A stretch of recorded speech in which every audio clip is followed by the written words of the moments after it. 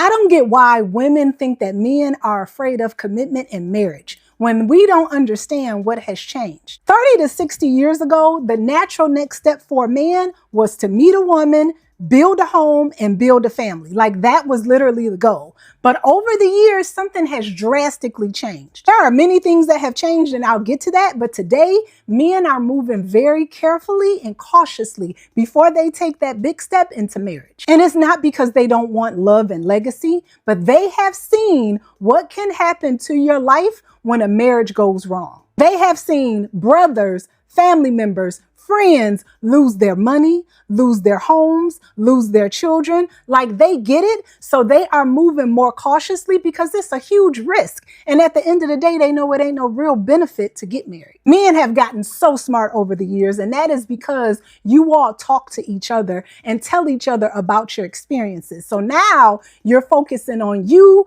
your finances, and you're watching your relationship super close. A man wants to make sure the woman he chooses, she truly brings peace into his life. Men have never been afraid of commitment in marriage, but what they are afraid of is committing to the wrong situation. So instead of rushing, many men are taking their time. And the reality is a lot of men are realizing that they can still have a family and build a legacy without rushing into marriage, because the legal commitment of marriage feels very different than the emotional idea of love. Yeah, she's completely correct. And I'll be real. Men waiting to get married and, doing the smart thing is the smart thing. There are some men, though, who get caught in almost a loop.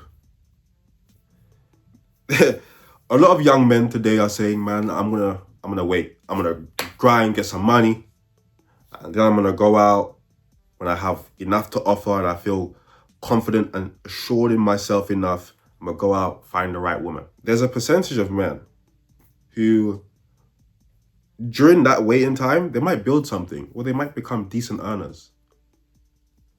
And then when they meet that woman, they go, well, all these lonely nights I was grinding to get where I am, now I gotta get married and risk that. I don't know if that makes sense. In reality, if you're a man and you want to get married and you're religious and you're all this stuff, even if you're semi-religious, because I feel like the religious men, it doesn't really matter. They'll get married anyway because they have to. Even if you're semi-religious, you believe in God, but you don't go to church, you're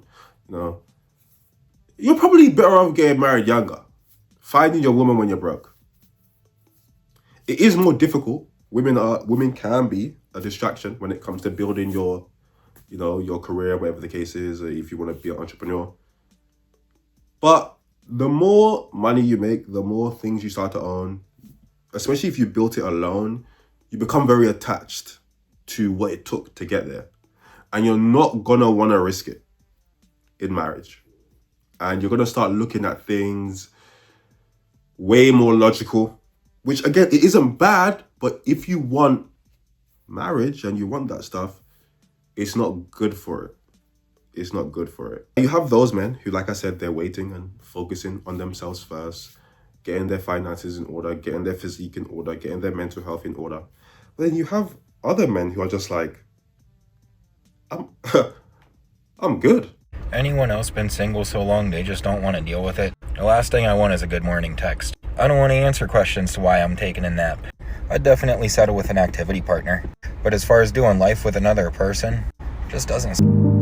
I told my own mother that I'm going to be single for the rest of my life. And you might be wondering, why would you ever say something like that? Well, to be honest, I just want to be single. Like, I want to be single for the rest of my life. I love me so much that I just know that if I get into a relationship, I always have to be questioned about things. I always have to question things as well because I'm an overthinker. And the sad part is my mom wants grandkids, but I'm going to be honest, I don't think I'm going to be able to give it to her because I think I'm the last of my actual bloodline. What do I actually look like going into a relationship and pouring a whole bunch of emotions and a whole bunch of things out of my heart to someone else to just know that one day they're just going to leave me and cheat on me and do me terrible and say bad things about me? Like, I love me so much. Why would I have to listen to anyone else?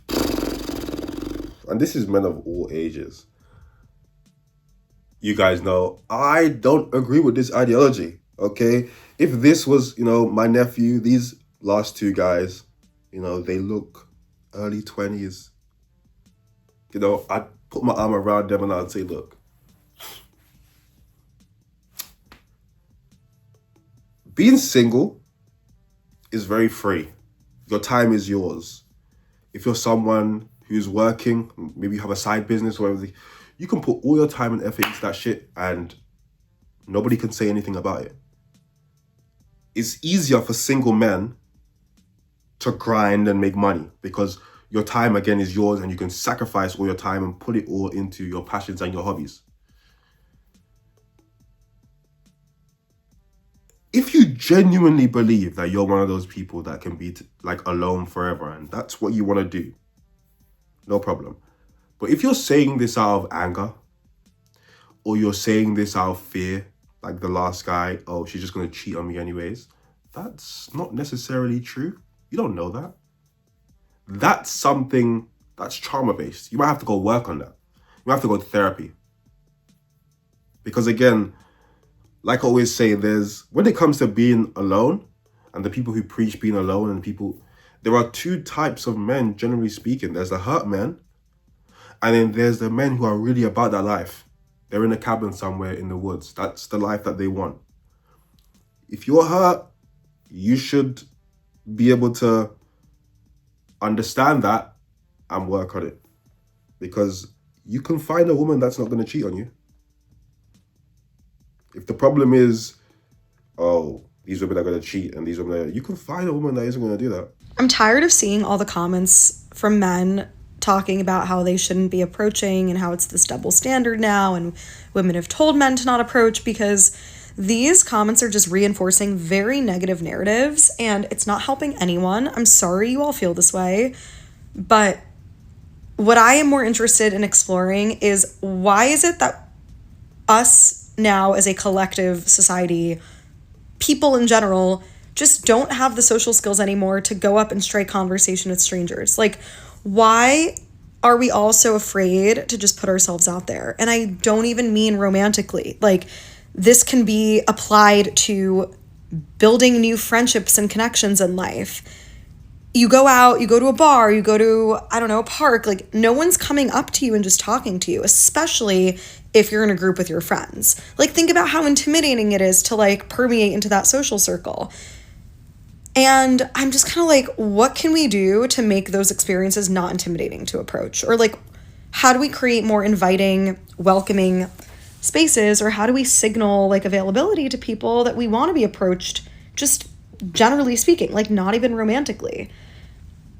I don't know, all this like really bothers me. These messages literally perpetuate the problem that our society faces with dating, relationships, and loneliness. If we are telling other people to isolate and to not be in relationship and to protect our hearts from being vulnerable, from putting ourselves out there, if we're trying to create conditions that are the most optimal ways to live, where we never get hurt, we never face rejection, we are literally never going to grow, build resilience, and build the skill sets to regulate our own emotions. And that is literally what life is about. It's learning how to regulate your emotions, because 99% of things in life we cannot control for and we cannot predict. So what you've got to focus on is how do you create a sense of inner joy and inner peace despite what's going around you. So staying single and isolating yourself from relationships that are beautiful and like foundational to the human experience, that doesn't increase your peace. That actually just makes you more depressed, because humans are wired to connect. And frankly, we shouldn't be outsourcing our peace onto anything or anyone else. Like, you need to learn how to create that for yourself and create your own sense of joy and internal feelings of joy. So it's comments like these that are deeply troubling to see and are really not helping anyone. Now, the comment that she's replying to on the second video says, stay single, gentlemen, increase your peace, right? Her response to that was, you have to find internal happiness. And if you isolate yourself from people, that's going to make you unhappy. Because humans are wired to be sociable, right? Here's the thing, though. That's kind of what he's saying. Increase your peace by staying single. There are a lot of people out there, men and women, their life, as it's constructed, they're very happy with it. They're very happy with it. They're missing this one piece to complete it, which is a partner. But the idea of dating, the idea of heartbreak, the idea of, and she said it in the video, you shouldn't be running from these things, right? This is a normal part of life. But a lot of people have been so traumatized that the idea of this thing messing up what they've built mentally, they just don't want to do it.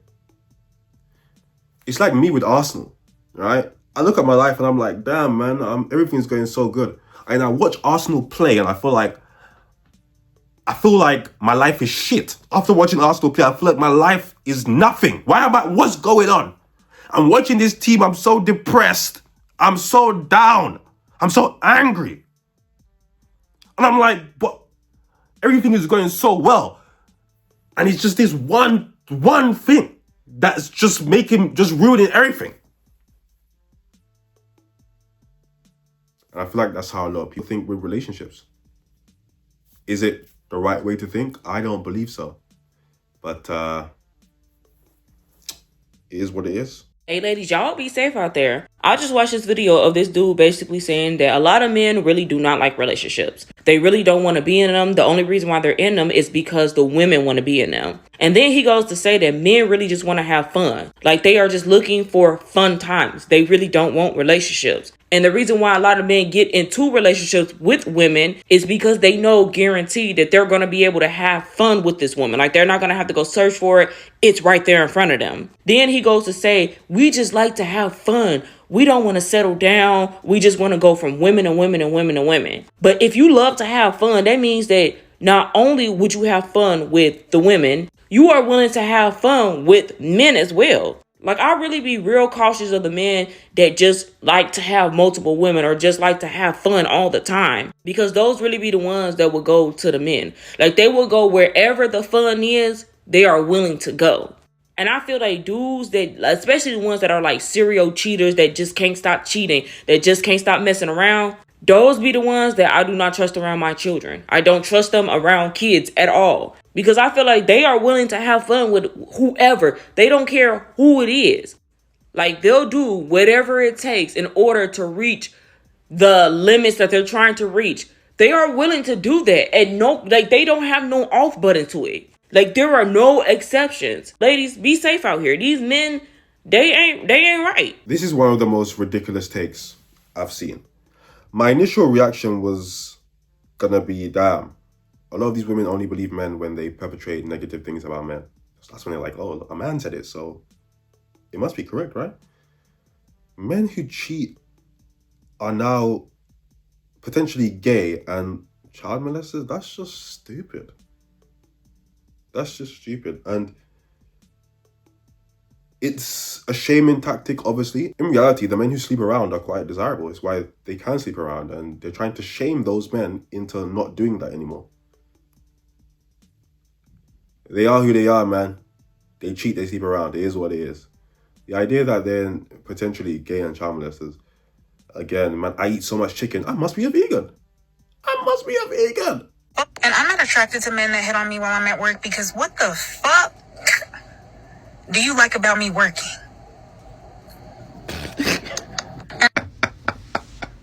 Hey, bro, I love this shit. You can't make this shit.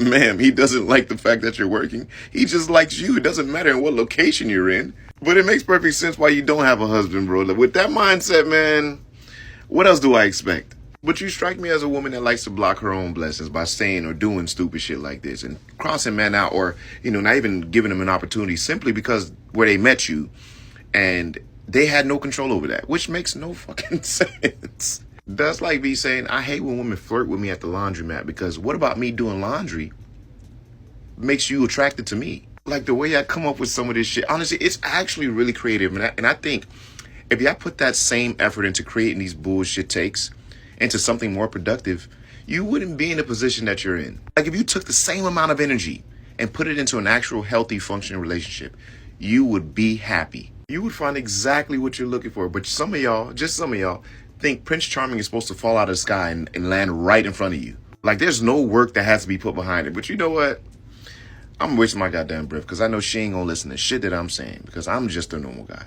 Y'all keep the change. We're in an angry epidemic. Right? We're in an angry epidemic.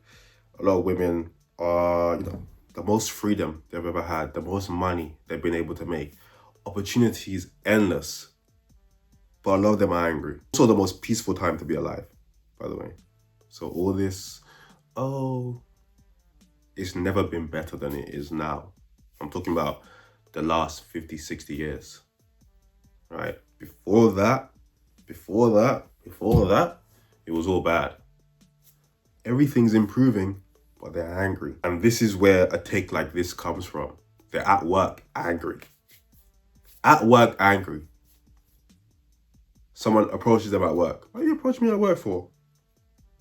You like that I'm working? I don't even like that I'm working. What is that? Really?